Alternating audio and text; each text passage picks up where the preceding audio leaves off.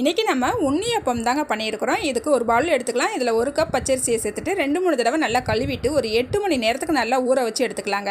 இப்போ ஒரு பாத்திரத்தை அடுப்பில் வச்சுக்கிட்டு 1 கப் வெல்லம் சேர்த்துக்கலாங்க. 1/4 கப் தண்ணி சேர்த்துட்டு இந்த வெல்லத்தை கரைச்சி எடுத்துக்கலாங்க. இப்போ இதை ஆற விட்டுறலாம். இப்போ ஒரு கடாய் அடுப்பில் வச்சுக்கிட்டு 2 ஸ்பூன் நெய் விட்டுக்கலாங்க.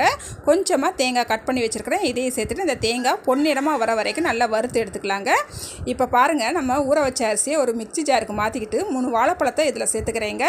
4 ஏலக்காய் சேர்த்துக்கிறேங்க. 1/4 ஸ்பூன் உப்பு, 1/4 ஸ்பூன் சோடாப்பு சேர்த்துட்டு நம்ம ரெடி பண்ணி வச்சுருக்கிறோம் பார்த்தீங்களா வெள்ளை தண்ணி, இதையும் இதில் சேர்த்துட்டு நல்லா வலுவலுன்னு அடித்து எடுத்துக்கலாங்க. பாருங்கள், நான் அடித்து எடுத்து ஒரு பவுலுக்கு மாற்றிக்கிட்டு இப்போ பொரிச்சு வச்சுருக்கிற தேங்காவை சேர்த்துட்டு நல்லா ஒரு தடவை கலந்து விட்டுக்குங்க. இப்போ ஒரு பணியாரக்கல் அடுப்பில் வச்சுக்கிட்டு 1/4 ஸ்பூன் எண்ணெய், 1/4 ஸ்பூன் நெய் சேர்த்துட்டு நல்லா மாவு ஊற்றி மிதமான தீயில் வச்சு நல்லா பொன்னிறமாக வர வரைக்கும் நல்லா வேக வச்சு எடுத்துக்கலாங்க. இப்போ பாருங்கள், நம்மளுக்கு சூப்பராக உண்ணியப்பம் ரெடி ஆகிடுச்சுங்க. டேஸ்ட்டு அசத்தலாக இருக்குங்க. நீங்களும் ஒரு தடவை ட்ரை பண்ணி பாருங்கள்.